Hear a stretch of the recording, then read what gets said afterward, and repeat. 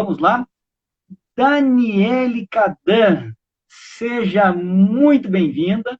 É um prazer tê-la aqui nesse nosso bate-papo. É um bate-papo para que as pessoas possam conhecer um pouco daquilo que nós estudamos e daquilo que nós vivenciamos, aquilo que cotidianamente nos deparamos, não é? Que são questões jurídicas, psicológicas, sociais, práticas que muitas vezes não se encontram em qualquer manual, em qualquer livro, mas sim em livros especializados, livros que reúnem artigos de profissionais da área, e isso é de extrema importância. Eu também já participei de livros assim, eu acho que eles são fundamentais no estudo mais aprofundado dos temas. Deixa eu apresentá-la primeiramente, de licença, que eu já passo a palavra para ti, tá bom? Então, a Daniele é mestra em psicologia, é especialista em psicologia jurídica, é professora da Academia de Polícia Civil do Estado de Santa Catarina e é psicóloga na Delegacia de Proteção à Mulher, à Criança, ao Idoso, ao Adolescente de Itajaí. A conheço já de longa data, eis que trabalhamos juntos em idos tempos aqui, não é? Trabalhamos juntos. Eu, na verdade, não trabalhávamos na mesma unidade, mas na mesma regional, e lembro-me de ter encaminhado algumas vítimas para a sua análise. Muito bem, me recordo disso. Daniela, seja bem-vinda, tá? O teu tema, o tema que nós iremos debater hoje, é Buscando Verdades na Justiça Criminal, o testemunho da criança. Daniele, passo a palavra para ti, para suas considerações iniciais, e assim nós iniciamos o nosso bate-papo. E muito obrigado a todos que nos acompanham de antemão, já.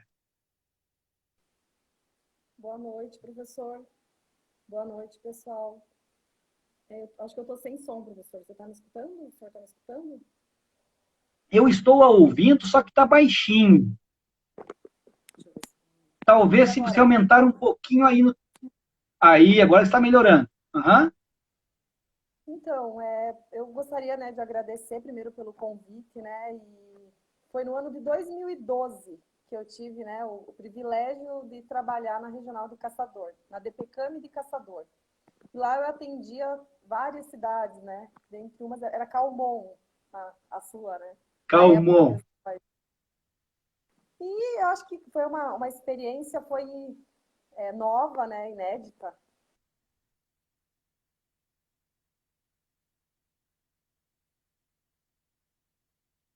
Academia de polícia, nunca tinha atuado com o tema, e eu aprendi muito em Caçador. Então, eu tenho boas lembranças dos anos, dos meses, né, não chegou a dar um ano, que eu trabalhei em Caçador, né. Acho que tem bastante gente aí de Caçador assistindo a gente, e foi muito bem recebida pela cidade, pelos policiais, pela regional. Então, acho que o tema que eu vou tratar aqui, eu nem não pretendo fechar o tema e não pretendo trazer verdades, né, sobre esse tema. É um tema que para mim é muito importante, assim, porque ele diz muito de tudo que eu fui aprendendo ao longo desde 2012, né? 8 anos, quase 9 anos. O ano que vem já faz, no comecinho do ano, que eu estou na Polícia Civil trabalhando sempre em delegacia de proteção à criança. Então, acho que ele se iniciou de uma curiosidade minha, né? Enfim, se despertou a partir da minha prática mesmo. Tudo que eu produzi até hoje sobre isso é a partir da minha prática e da minha curiosidade. Lembrando, né, que esse capítulo eu não escrevi sozinha, esse capítulo do livro, né, que eu vou falar um pouquinho para vocês, eu escrevi em parceria com o delegado Leonardo Marcondes Machado.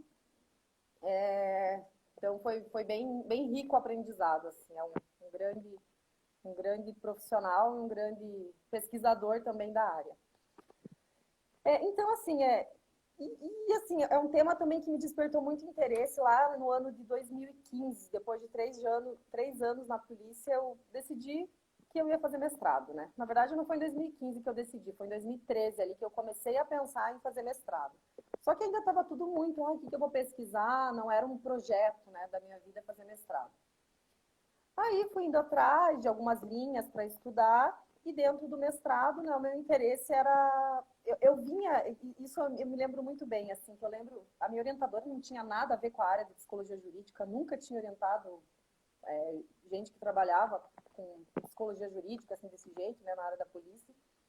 E foi muito rico, assim, o que eu pude aprender com ela, porque foram ela me trouxe um método, né, de estudo, e foi muito rico, assim, porque ela foi desconstruindo, né, as discussões com ela, muita coisa que para mim já era naturalizado, que a gente fala muito, né, na atuação profissional. E eu vinha com uma demanda, né, que eu vinha, começou o meu problema de pesquisa, que eu vinha dizendo, porque os operadores do direito demandam que nós, psicólogos, que a gente possa descobrir verdades, né? Então eu vinha muito com essa demanda sem pensar muito nisso, né? Aí aos poucos a gente foi desconstruindo isso. E a gente foi entendendo que discursos eram esses que eram produzidos nesse encontro entre a psicologia e o direito, em que tinha, né, esse jogo de que haveria essa possibilidade, né? Que ciência era essa, a psicologia, que poderia trazer o quê para esse campo, né, da justiça, que é direcionado pelos operadores do direito. Então, isso que foi que me intrigou. E, ao mesmo tempo, juntando com o que eu fazia todos os dias, né, que é a partir daí que veio a minha demanda, que era o trabalho com criança, que por vezes vinham, né, umas demandas assim, escutar a criança tal e aferir a veracidade de do seu relato, atestar a veracidade de seu relato. Então, isso vinha me intrigando muito. E, ao mesmo tempo, também, né, acho que a gente também é seduzido muito por isso, né, de querer dar uma resposta sempre para tudo. E a partir daí que veio essa minha reflexão, né? Esses meus questionamentos. Como eu falei, eu não pretendo fechar o tema, mas eu pretendo o que eu pretendo com essa produção sobre esse testemunho de crianças é colocar uma pulguinha atrás da orelha, né? De quem está trabalhando com isso, de quem está estudando, né? Psicólogo, próprio pessoal do direito, quem trabalha nessa esfera e que tem interesse nessa esfera criminal, é colocar essa pulguinha atrás da orelha. Né? O que é possível? Como é que é possível a psicologia contribuir para esse sistema de justiça, para essas investigações policiais, né? Para o processo judicial, sem perder a sua especificidade, que é isso que é uma grande questão minha, né? Que a gente tem que entender que são dois campos do saber. Um campo do saber é o direito, as ciências jurídicas, e outro campo do saber é a psicologia. E ela continua sendo psicologia dentro do sistema de justiça, ela não deixa de ser psicologia, ela tem suas bases epistemológicas. E quando a gente começa a se perder nisso, a gente começa a não fazer mais psicologia, né? Então, mas sabe, deixa eu só pegar um gancho aqui do que tu falou, que eu acho sensacional isso também. O meu mestrado é interdisciplinar. Eu fiz, então, um mestrado interdisciplinar, a princípio um pouco temeroso por isso, pensando, eu sou da área do direito, eu quero fazer um mestrado na área jurídica. E foi uma coisa muito boa que me ocorreu, porque nós temos os estándares de pensamento. Como no direito. O direito é uma ciência do dever ser, de como deve se portar a sociedade. E quando nós acabamos nos deparando com outras áreas, as áreas do ser em especial, como a psicologia, como a sociologia, a sociedade, enfim, nós acabamos quebrando mesmo alguns paradigmas que nós trazemos incrustados no nosso conhecimento prévio de dizer, deve ser assim, assim deve ser. E eu hoje já tenho esse cuidado quando eu faço o pedido ao André, que é o psicólogo aqui da regional atualmente, um fantástico profissional. Eu sou, sim, uma pessoa que valoriza muito o trabalho do psicólogo. Eu acho que já falei isso em outras lives aqui sobre o André, que muitas das demandas não seriam adequadamente resolvidas se não fosse aquele exame do expert, é assim que eu me refiro a vocês, o expert da área do ser, e não do dever ser. Nós somos do dever ser. Então, muitas vezes, no direito há mesmo essa, e já quero falar depois também contigo da busca da verdade, o que é a verdade, mas jurídica, nós temos uma verdade jurídica que muitas vezes ela não se coaduna com a verdade fática, com aquilo que realmente aconteceu, com aquilo que as pessoas trazem da sua vivência. Então, eu só quis interrompê-la um minuto porque eu acho fascinante quando tu falou que a sua orientadora era de outra área e te fez desconstituir alguns conhecimentos prévios que você já levava, não é? Como diz o ditado popular, venha com seu copo vazio, não venha com ele cheio, porque aí você nada aprenderá. Exatamente, exatamente. Não é. A gente falava muito no mestrado, a linha que eu estudei foi a análise institucional do discurso. Né? É uma linha que foi criada, foi produzida, né, em 2009, 2010, pela Marlene Guirado, na USP. E é um método, né, de estudar psicologia, um método de pesquisar em ciências humanas. E ela fala muito sobre a desnaturalização, sobre as práticas que são instituídas, né? Da gente repetir todos os dias sem questionar essas práticas, sem nos questionar. A gente faz todos os dias e a gente não pensa na origem dessas práticas, né? Então, é bem interessante, assim, para a gente que está ali no dia a dia, né? Algumas coisas, tá, mas por que eu estou fazendo assim? Por quê, né? Eu falo muito assim, nós psicólogos inseridos na Polícia Civil, por vezes, né, a gente pode embalar, né, num fazer, né, policial, e a gente acaba esquecendo qual é o nosso papel ali dentro da Polícia Civil, né, o papel. E quando a gente fala, mas eu sou psicólogo, a gente não está falando que a gente é psicólogo clínico, né, nós somos, a clínica, ela é tradicional da psicologia, mas ser psicólogo não é ser psicólogo clínico, mas é poder contribuir com as ciências jurídicas, é poder contribuir com a instituição policial, com o judiciário, né? A partir da psicologia. É quando a gente começa a deslizar, assim, né? Querer ultrapassar o que é possível fazer enquanto psicólogo, que eu acho que é o problema, né? Então, eu falo sobre algumas práticas, né? Então, a gente tem toda uma discricionariedade, a gente tem resolução, a gente tem normativa, e que há uma certa polêmica se são ou não são suficientes. Eu tendo a dizer que são, né? Ela não é específica para o campo da psicologia da polícia, mas ela nos permite atuar, né, sendo psicólogos. Então, existem diversas resoluções e normativas que descrevem, e que regulamentam o que é fazer psicologia em qualquer contexto. Então, acho que é importante isso para a gente não se perder, para a gente não começar a fazer outra coisa, né, enquanto psicólogos. Eu não estou falando de outras atividades que, por vezes, dentro da instituição, né, enquanto agente do Estado, enquanto servidor público, é necessário.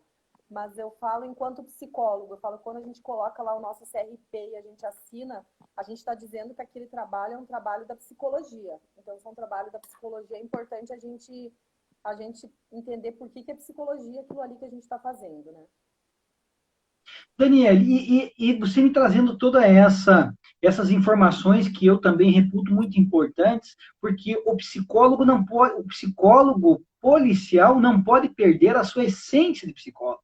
Eu vejo isso, né? Porque nós temos lá um servidor para cada área. Eu tenho o investigador, eu possuo lá o escrivão, eu tenho o delegado também na sua atribuição, e o psicólogo deve ser psicólogo. Ele deve trabalhar com a matéria pela qual ele foi inserido na instituição, que é a expertise na área própria. E nessa área, quando nós estamos a falar desse testemunho da criança e dessa busca que nós fazemos para angariar elementos informativos. Por quê? Porque nós temos aqui o primeiro viés, que é um viés de atendimento.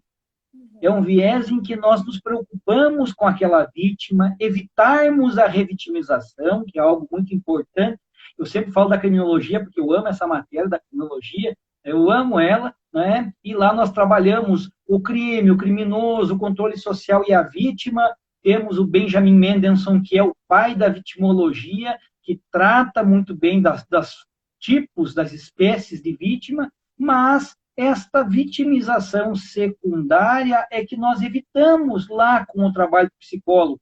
Mas agora, nós evitamos a revitimização com o psicólogo, mas também precisamos de elementos informativos. E essa busca de elementos, essa busca de uma suposta verdade quando se dá a oitiva de uma criança, quais são as especificidades, quais são as dificuldades nessa seara? Então, existe algumas, né, eu falo, né, existe ainda um pouco controverso o tema, né? Eu vou falar aqui, podem ter psicólogos, colegas que têm uma outra visão, uma outra forma de explicar diferente da minha. Então, eu posso falar mais da corrente que eu sigo. Eu entendo que nós, psicólogos, nós temos 4 documentos que a gente pode elaborar, né? Nós temos uma resolução que regulamenta isso. Então, nós temos quais documentos que a gente elabora? Atestado, parecer psicológico, relatório psicológico e laudo psicológico, né? Alguns colegas fazem relatório, outros fazem laudo. Eu vou falar do laudo, que é o documento que eu produzo. Então, o laudo e o relatório são a partir do atendimento, né? Que são gerados, são documentos gerados a partir do atendimento. O laudo psicológico é gerado a partir do que a gente chama de avaliação psicológica. Quando eu estou falando de avaliação psicológica, eu não estou falando só de avaliação de saúde, né? Eu estou falando de avaliação a partir do atendimento de pessoas. Eu falo sempre que a gente avalia um contexto, a gente não avalia somente aquela criança. Então, vamos lá. Por exemplo, vem uma demanda para mim de uma suposta situação de violência sexual. Eu vou lá, eu olho tudo que já foi feito, né, a partir dessa investigação. Eu procuro, né, levantar o máximo de informações que eu possa. E eu escolho ali, às vezes eu preciso atender o pai também, preciso atender a mãe, preciso atender o vizinho, enfim, né? Faço esse levantamento, né, de pessoas para compor o meu laudo. Eu falo que o nosso trabalho ele se assemelha muito a uma perícia psicológica. Eu não dou esse nome, mas ele é uma perícia psicológica quando feito dessa forma.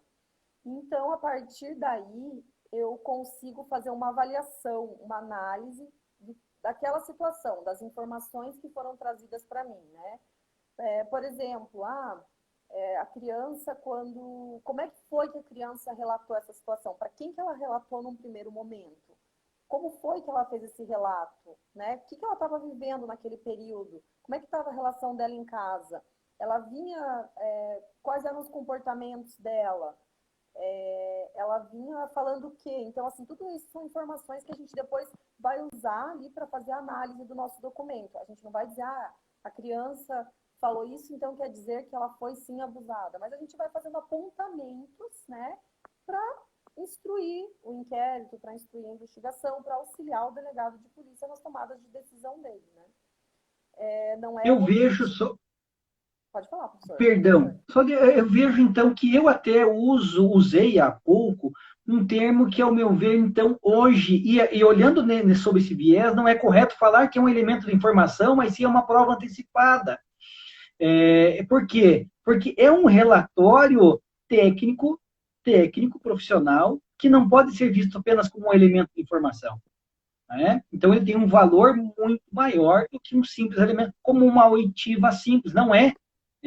E ela não se circunscreve como o direito penal em saber simplesmente do crime, mas traz um contexto social muito importante, que é lógico que pode redundar, lá pode nos ajudar muito na investigação.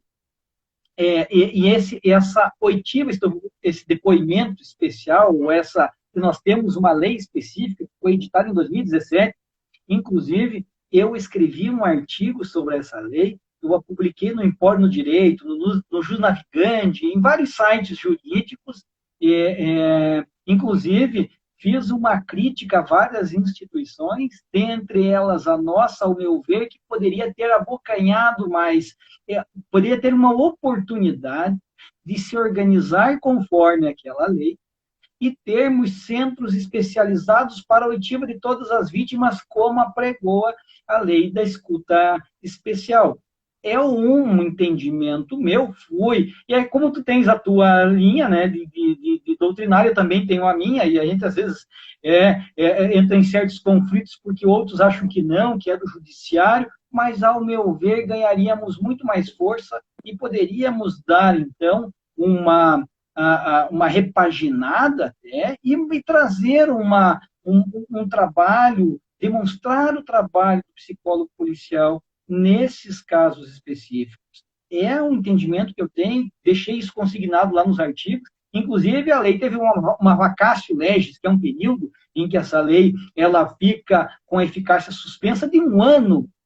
Então, tivemos 1 ano para isso. Só lembro porque, como tu falou, não é um simples relatório, não é um simples laudo, não é uma oitiva, mas, na verdade, é um documento feito por um expert que traz, então, como você estava falando, já devolvo a palavra, falando, então, de um contexto social. Não ouve a criança só para saber, só fazer uma pergunta, se ouve ou não ouve. Há todo um contexto, é isso? Sim, há todo um contexto, e o atendimento que a gente faz, é um atendimento que ele é regulamentado pelo Conselho Federal de Psicologia, então tem várias regras, né, para a realização do atendimento, então a gente tem que tomar bastante cuidado em relação a tudo isso. E outro, né, a gente também toma bastante cuidado, por exemplo, ao expor informações que a criança traz, né? Por exemplo, informações que não assim, o que a gente, vou falar, né, pelo meu trabalho, o que a gente deve eleger para constar no laudo são informações que sejam importantes para análise. Por exemplo, né, o que seria importante? Isso, infelizmente, ainda não acontece, né, nas delegacias, mas seria importante a gente ter quesitos para elaboração dessa avaliação. A hora quem é a pessoa quem é a pessoa interessada, né? Quem é o interessado no inquérito, lá, o delegado de polícia? O que eu quero saber dessa situação? Então, de repente, se tivesse esses quesitos, facilitaria, porque ao final o psicólogo consegue direcionar a avaliação para aqueles quesitos, né? Então, seria algo que facilitaria muito e que elevaria a qualidade dos documentos que são produzidos. Então, né, é isso, assim. E lembrando, né, que tem uma diferença, né, o procedimento do depoimento especial, e eu concordo, né, com o senhor, eu acho que quando se retira da Polícia Civil a possibilidade de escutar essas crianças, eu acho que isso prejudica muito a investigação policial. Eu não consigo sequer pensar como é que o delegado direciona o inquérito dele, a investigação dele, se não tem uma parte que é a parte mais importante, né, nos crimes sexuais, por exemplo. Isso fundamenta muito também o artigo que eu escrevi, inclusive também, Daniele, porque eu penso o seguinte: quem está mais próximo, em verdade, da investigação das partes somos nós.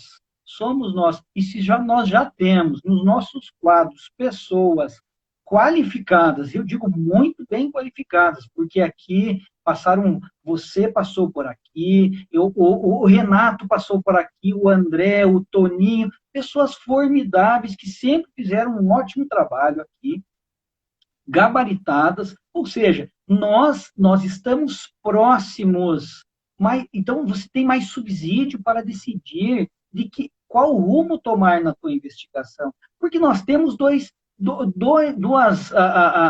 partes bem antagônicas. Nós temos que pensar também nas crianças que estão em meio, muitas vezes, a uma discussão de separação, de ódio entre os pais, e que são levadas, e eu já tive várias situações assim, em que a criança é levada lá com discurso, e o bom trabalho do psicólogo consegue desconstituir, observar e perceber que, na verdade, tratava-se de algo fantasioso, uma falsa memória, uma memória inserida naquela criança, né, de uma tenra idade, que é muito fácil se ludibriar, podemos dizer assim, né? E também ver o lado daquela pessoa que é acusada, que muitas vezes não cometeu o crime, né? E está ali a ser imputada, eu tenho muito cuidado com isso, muito cuidado, ser ela imputada por um crime que a sociedade vê como repugnante, e é mesmo, mas que é um crime hediondo, em que ele vai lá para o presídio e as regras são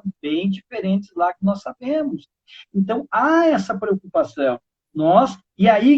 Aí eu te faço uma pergunta. A verdade, quando eu estou na área psicológica, na área jurídica, porque na área jurídica eu já te digo, eu quero explicitar aqui que eu sou professor de processo penal também, e eu sempre bato nessa tecla. A verdade real é uma utopia. Do ponto de vista material, muito difícil.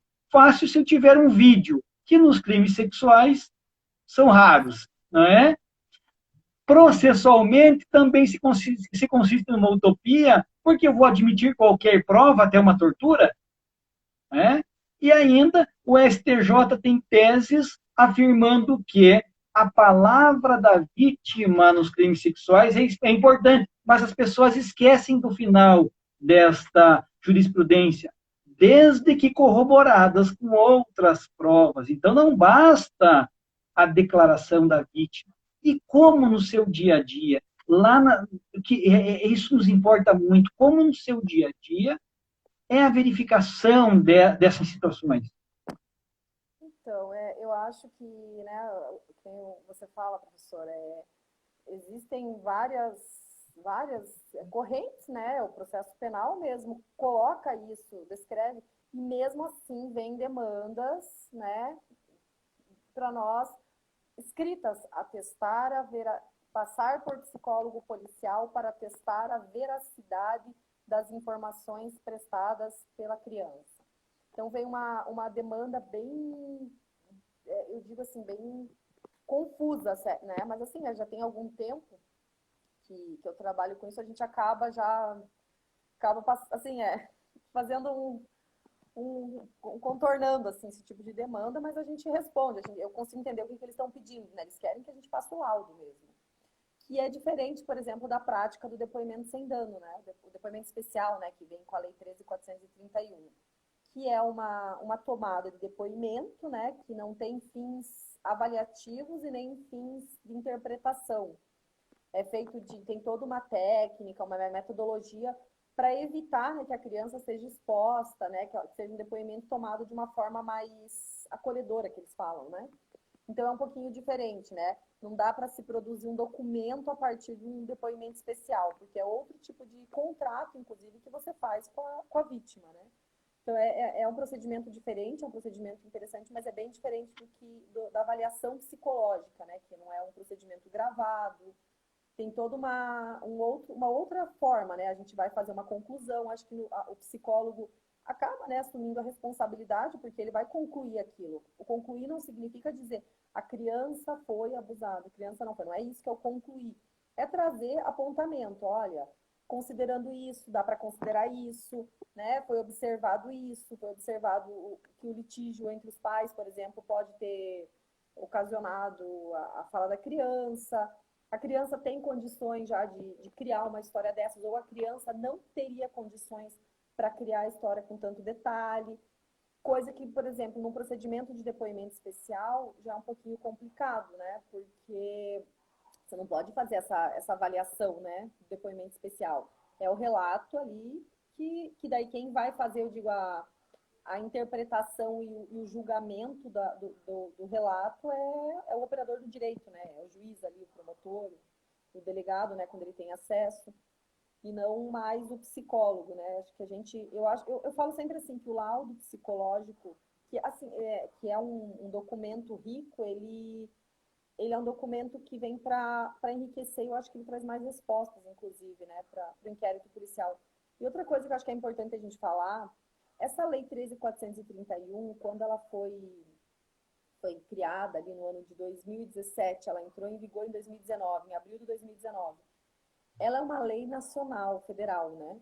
Então, ela não pensou que Santa Catarina é um estado diferenciado. Santa Catarina é o único estado do Brasil que dispõe do cargo de psicólogo policial dentro do quadro, né, da forma como acontece e o trabalho que é feito.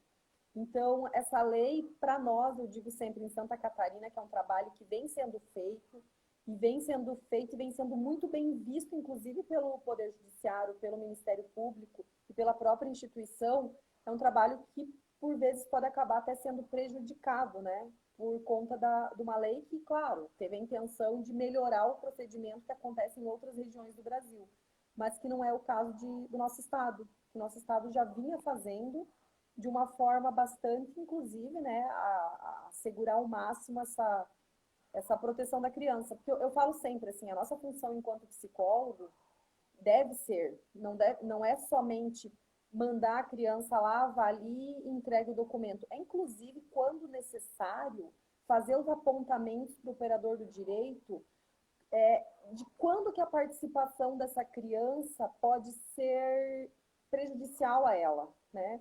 Eu falo que a gente tem que ter, né, esse lugar, nós somos profissionais da área da saúde mental, então nós temos, né, eu falo, a obrigação de saber avaliar isso. Quando é que a criança tem condição de entender, eu vou dar um exemplo, né, em 2015, eu escrevi junto com uma colega minha, a Aline também, que é uma das organizadoras do livro agora, um livro também, um capítulo também chamado sobre o testemunho de crianças em conflitos conjugais. E foi um capítulo que veio de uma situação da delegacia que a gente estava trabalhando, né, que veio uma demanda do Ministério Público e pediu para a gente, o psicólogo, fazer a oitiva da criança numa situação de violência doméstica.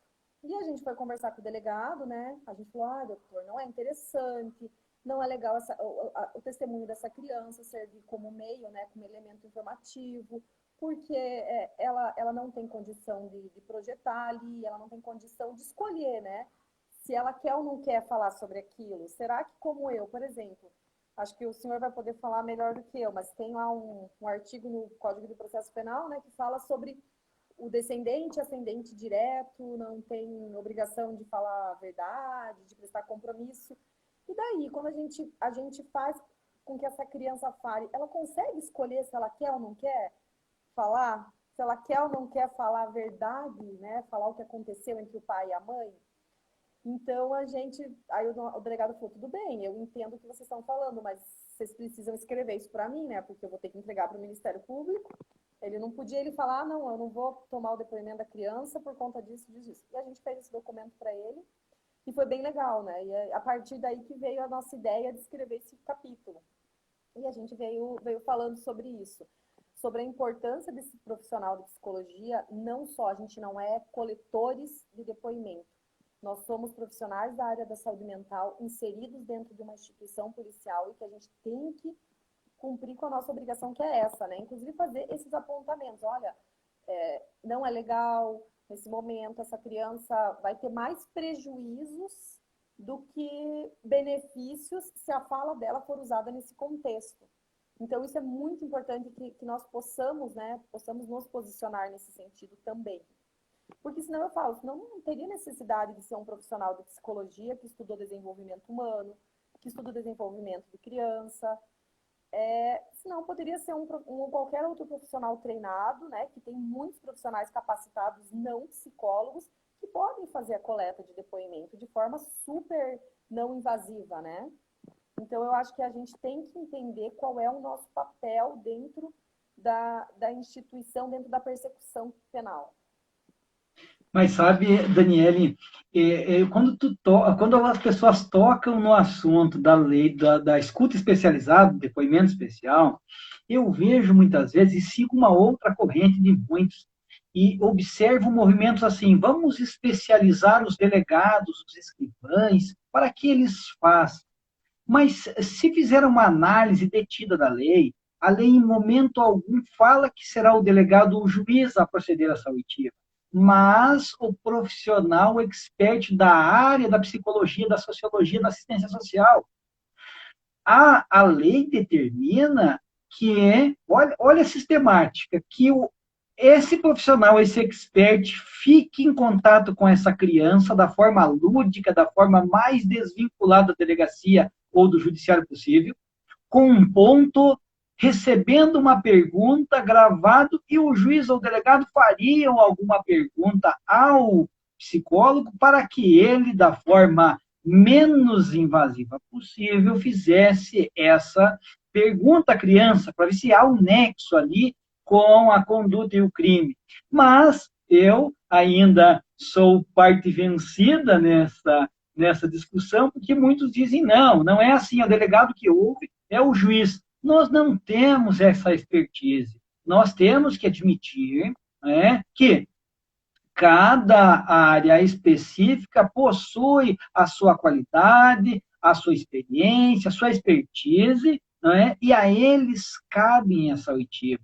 Eu, particularmente, vejo que em nenhum momento deveria ser outro profissional acolher esse depoimento especial, senão quem está na área da psicologia, da assistência social, e seria subsidiado de forma indireta pelo juiz ou pelo delegado, né? Porque nós temos muito bem pontuado por ti, né, nesse caso em que o familiar, o cônjuge, o ascendente ou descendente, ele não presta o compromisso e tampouco o menor de 14 anos no processo penal. Ele será um mero informante, mas quanto custará psicologicamente a essa criança esse testemunho? Exatamente. Exatamente. Ó, posso, enfim, eu estou trazendo alguns exemplos práticos aqui, né? Teve uma situação, né?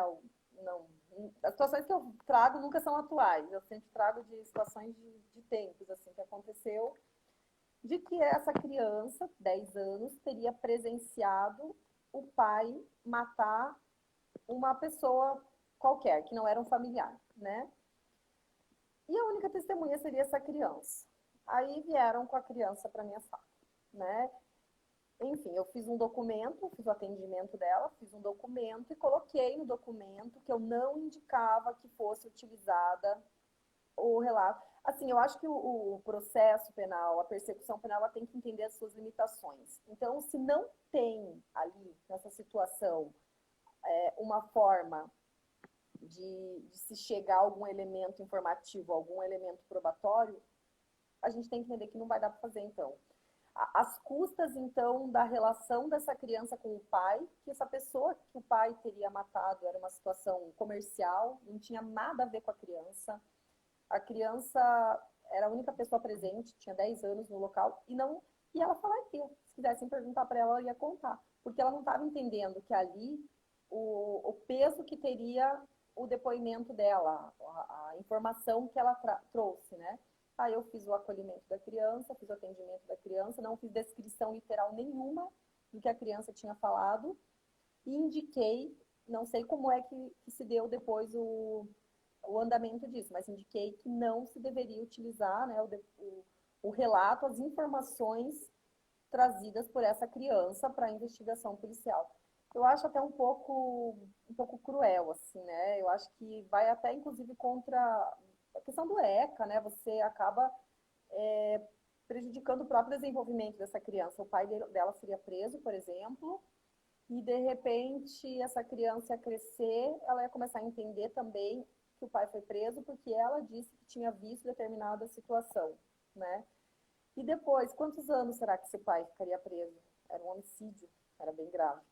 E quantos anos esse pai ficaria preso? Como é que ia ficar a relação com essa criança?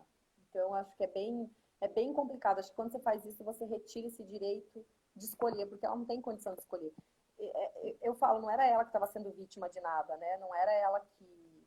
Não era para trazer um bem para ela, era para trazer um bem única e exclusivamente para o processo e para a investigação. Ela não era vítima do crime, mas ela seria uma vítima do Estado. O Estado ia impor a ela, não é? Porque nós temos as punições estatais e nós temos as punições sociais, que não estão muitas vezes determinadas lá na norma penal, não é? Mas elas atingem a pessoa muitas vezes mais gravemente do que uma sanção estatal. Exatamente, perfeito, professor. Exatamente. Essa, eu acho que é aí que a importância, inclusive, né, claro, a minha humilde passagem, né, eu não sou da área do direito, então aprendi um pouquinho de criminologia, né, dentro das minhas limitações, mas que foi fantástico isso, porque a gente começa a fazer essa avaliação. E acho que o psicólogo, quando ele entra nessas instituições de persecução, ele tem que ter ele não pode entender que ele é parte parte nesse sentido, né, de se enfim, de levantar elemento a qualquer custo, ele tem que nem na verdade o operador do direito deve ser, né? Exatamente. Aí que nós nos deparamos com aquela velha doutrina que chamava a busca da verdade real, né? Porque admitia-se, então, qualquer violação a direitos fundamentais necessários na busca da prova.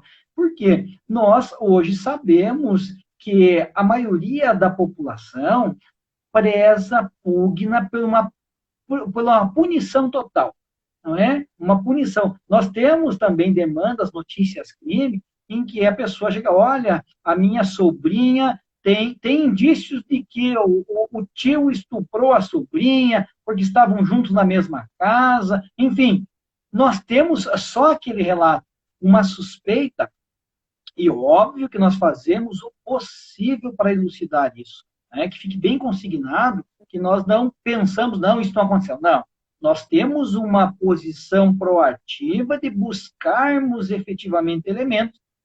Entretanto, numa fase inicial, você não tem elementos. Mas qual é o primeiro pedido? Pede a prisão dele.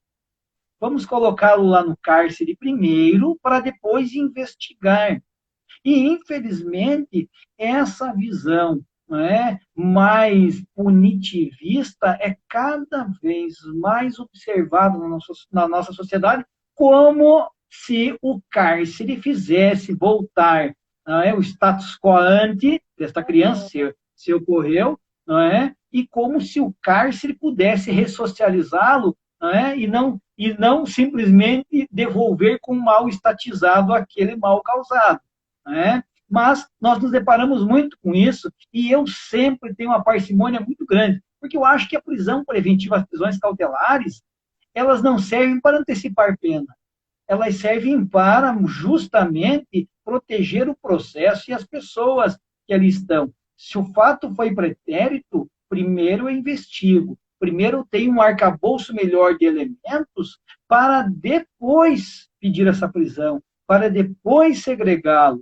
Né? Mas nós vemos muitas vezes um movimento contrário. E sabe uma peculiaridade que eu já percebi disso? É assim, se você efetua, né, você como delegado, faz um pedido cautelar que vai à vista do Ministério Público, do Judiciário, e defere-se essa prisão cautelar. Eu percebo que isso muitas vezes tem um efeito negativo na investigação. Por quê? Porque muitas vezes o agressor é o pai, é o tio, sobretudo quando é o pai. Aí fica a família sem o pai em casa, não estou defendendo ele, não, mas é a realidade, nós estamos trabalhando com um ser que acontece efetivamente. Essa família fica sem o pai, os filhos perguntam do pai, começa a se criar uma comoção interna nessa sociedade familiar, nessa família, e na hora do depoimento em juízo, as coisas ficam amenizadas. As declarações, os depoimentos, eles não têm mais aquela força. A mãe, já vendo o marido que estava preso, tem um outro olhar no momento da declaração dela.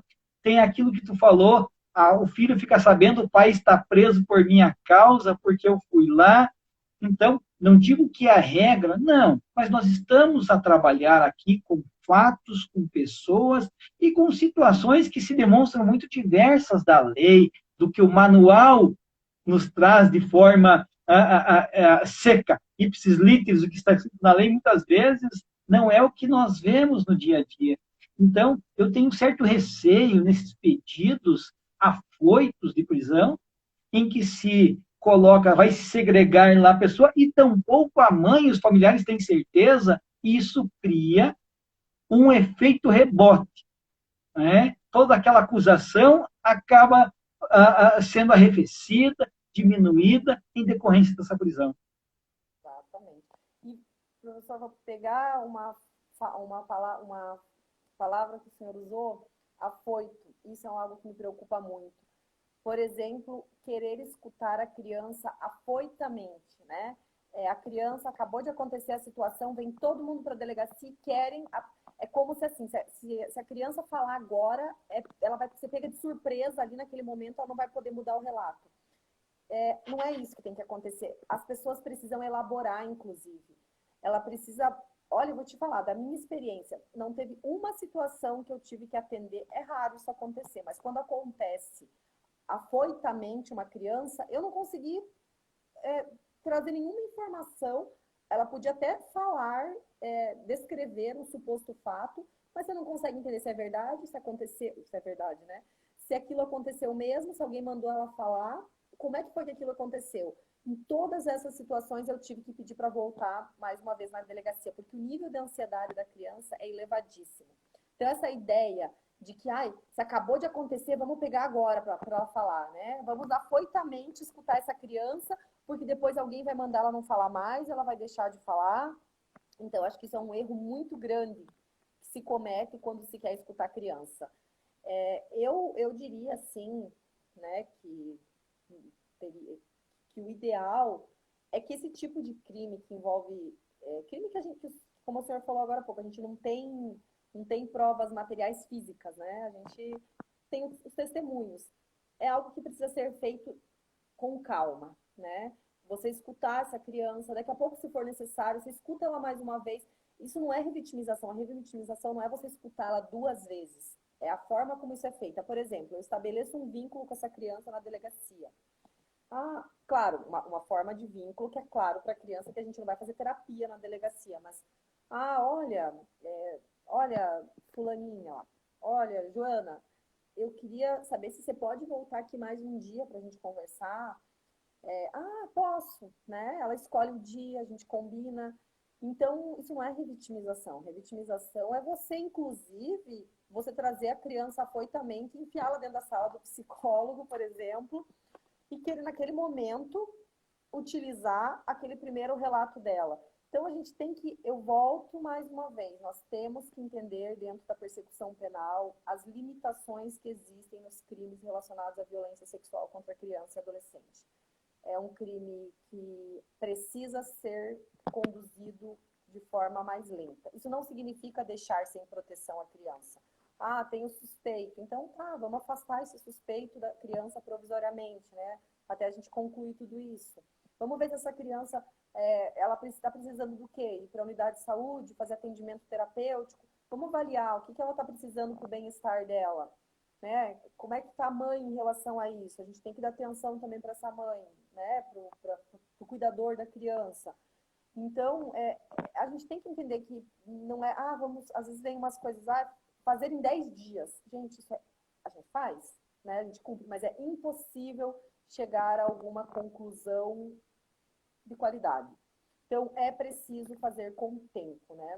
Nós seres humanos, nós precisamos de tempo. Nós precisamos elaborar aquilo que aconteceu com a gente.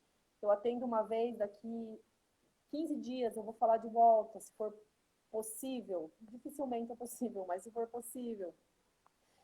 Talvez ela já tenha uma relação comigo, ela vem e me conta uma coisa diferente. Inclusive, às vezes, conta uma coisa que ela não tinha contado da primeira vez, ou volta atrás e em situações em que tem uma falsa acusação, ela volta atrás e fala, olha, eu queria falar isso, sabe? Então, tudo isso é possível quando a gente consegue fazer com o tempo. Existe uma ideia de que a agilidade no sistema de justiça é igual à qualidade. E eu sou bem crítica em relação a isso, né? Agilidade, sim, quando eu estou atendendo essa criança, ela está em atendimento comigo, eu estou sendo ágil, não significa que eu estou levando um pouco tempo, né? Às vezes a gente precisa de mais tempo para terminar um laudo desse, mas isso é bem complicado, né? Daniele, o nosso tempo, infelizmente, está acabando. A live está muito boa e por isso ele passou assim, voando, correndo nosso tempo, correndo, não é? eu gostaria, então, de deixar aqui, né, alguns minutos para que você faça, então, as suas considerações finais. De antemão, já te agradeço. Foi, para nós, uma ótima live, explicações ótimas, que nos trazem, efetivamente, um olhar técnico sobre esse momento peculiar que é o oitiva das crianças, né? E aí nós saímos com esse entendimento, com essa, em suma, né, com esse resumo de que precisamos de calma, precisamos de respeito às crianças, não é? Precisamos de um respeito a isso, porque nós estamos na busca dos elementos e das provas, entretanto, isso não pode suplantar, não é, o direito que ela tem, aquela proteção integral que o próprio ECA preleciona. Então, eu agradeço. Gostaria de deixar suas considerações finais, por favor. Bom, professor, primeiro agradecer, né, falar que eu superei um obstáculo, eu diria, porque eu sou bem tímida para fazer live. Agradecer, né, por esse convite, falar que foi um desafio, mas foi muito legal. Falar, né, para o pessoal ali que o professor, acho que está ainda lá no seu Instagram, o link para o sorteio do nosso livro, né? Quem também não for o sortudo, pode me chamar ali no direct, a gente está fazendo as vendas do livro também, a gente manda o livro para Caçador ou para a cidade onde vocês estiverem. E dentro desse livro tem vários capítulos escritos por psicólogos policiais, delegado de polícia, outros pesquisadores da área do sistema de justiça. Tem capítulos bem legais que falam sobre diversos temas que podem ser de interesse. Violência obstétrica, violência contra a mulher, violência contra a pessoa negra, violência LGBT, tem vários temas bem legais, assim. Então, fica a dica até para quem tiver interesse, também quem tiver interesse em discutir algum assunto, né, desses que eu falei aqui também pode me chamar ali, que eu estou à disposição. Obrigada. Sobre o livro, é muito importante mesmo, porque nós temos ali artigos de da divisão interdisciplinar. Isso é formidável. Por quê? Porque ele vai ao encontro daquilo que o jurista precisa, o psicólogo precisa, o assistente social precisa. Então, é de extrema importância para nós quando nós temos obras nesse sentido, né, que congregam, que trazem essa multidisciplinariedade, né, no contexto da violência e da sociedade. Muitíssimo obrigado. Fiquei muito satisfeito, fiquei muito feliz com a sua participação. A convidarei para próximas lives, assim que outros artigos estiverem publicados, me avise que nós os discutiremos, ok? E eu vou aqui só depois deixar a live, a tela minha, mas já te agradeço, e já também aviso que daqui a pouquinho eu fecho essa live, e em alguns minutos eu abro a próxima live para o sorteio do livro. Né? Então, ainda quem não foi lá no Instagram, tem mais 2 minutinhos lá para correr e se inscrever. Nós temos várias participantes já, até fiquei alegre com o número de pessoas participando. Então, nós faremos o sorteio aqui no sistema, todo mundo vai acompanhar no sistema essa forma, ok? Muito obrigado, Daniele, e até a próxima, ok? Nossa, obrigada. Eu que agradeço.